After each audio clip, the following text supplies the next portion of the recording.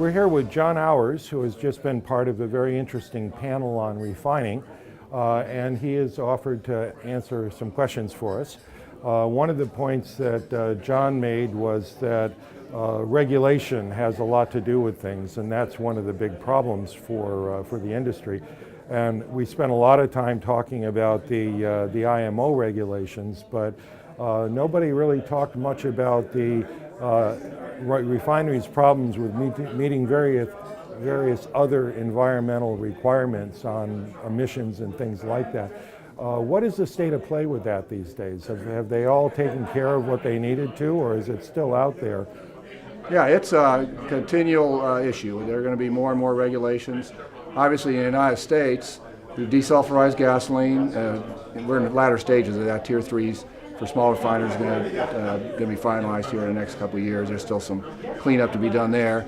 But essentially, gasoline's been desulfurized, diesel's been desulfurized. At some point, jet fuel is likely to have to be low sulfur. It's been discussed, but not seriously, so that's down the road. So most of the products have gone through the desulfurization issues.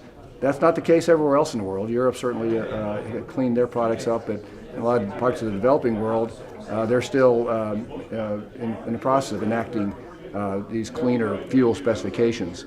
And to some extent, that's going to be an advantage to U.S. refiners and who have already implemented the capital necessary to make clean fuels.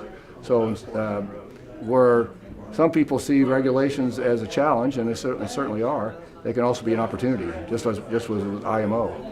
It's a challenge for some and an opportunity for many others. And I know Turner Mason has been very much in the forefront of the whole blend wall situation about the requirement of a certain percentage of ethanol that has to be in U.S. gasoline. Where do you see that going? Have we resolved those issues, or are they just sort of lurking at the moment? Well, probably the latter. We've kind of worked through them just through small refiner waivers and other indications that this administration wants to be flexible with refiners, has really knocked the price of RINs way down.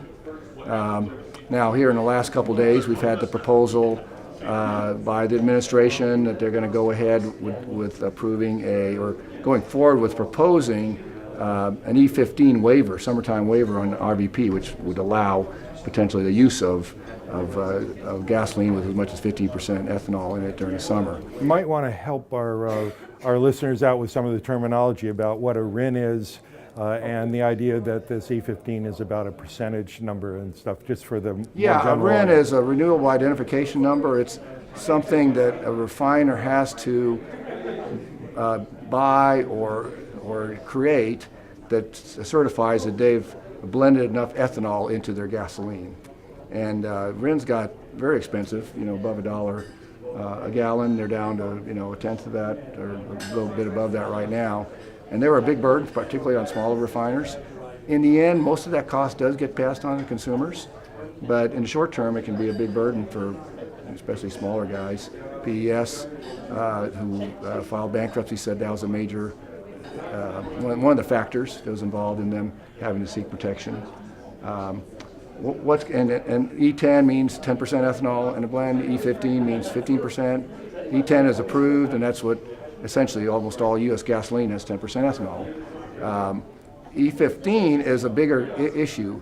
There's a lot of auto warranties that say you void it if you put in anything with more than 10% ethanol into your tank. So even with this administration proposal, and it's not even clear that the administration, EPA obviously would have to write a proposal. It's not even clear that they can do that without legislation. So that's up in the air. But in answer to your original question, it's kind of been worked. It's not as big an issue right now. Now it could pop up as an issue again. Certainly we could have another administration. So that issue's still out there. It's not critical because of the lower priced RINs. Okay, thank you very much, John.